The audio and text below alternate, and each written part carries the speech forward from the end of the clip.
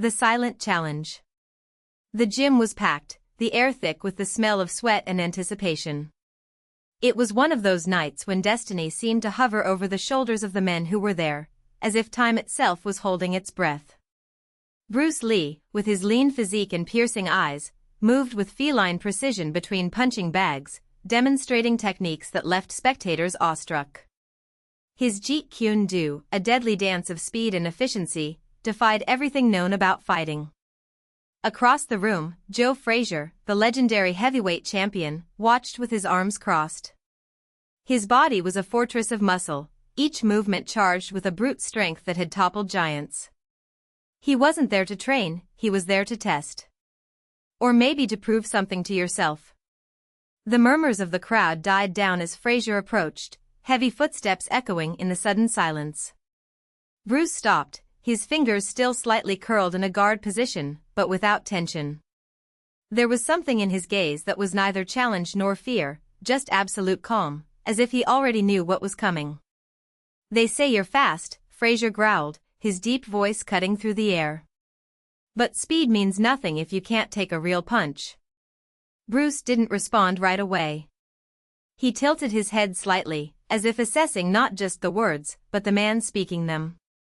Then, with an almost imperceptible movement, he adjusted his posture and said, in a tone that was not a provocation, but an invitation, "Hit hard."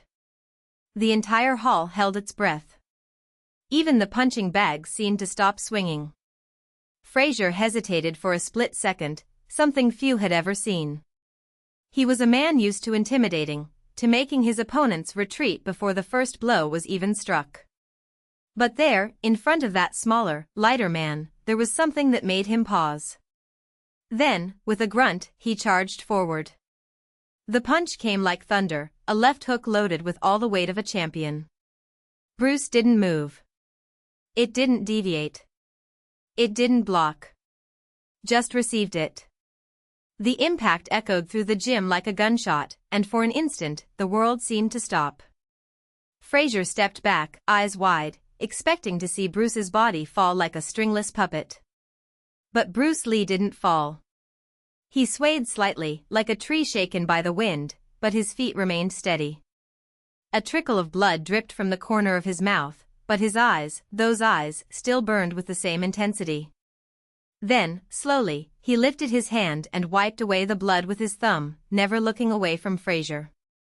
"Good," he said, his voice low, almost a whisper. "Now you know." The silence that followed was heavier than any punch. Frazier, for the first time in years, felt something that wasn't anger or hurt pride. It was respect. Not because of the words, but because of what he had just witnessed, a man who did not fight against force, but understood it. The crowd, which had previously been buzzing with anticipation of humiliation, now looked at Bruce as if he were something other than a fighter. He hadn't beaten Frazier, not in the traditional sense. But he had done something more powerful. He had shown that true strength was not just in the muscles, but in the ability to absorb the world and return it transformed. And at that moment, everyone understood that Bruce Lee was not just a master of martial arts. He was a master of himself.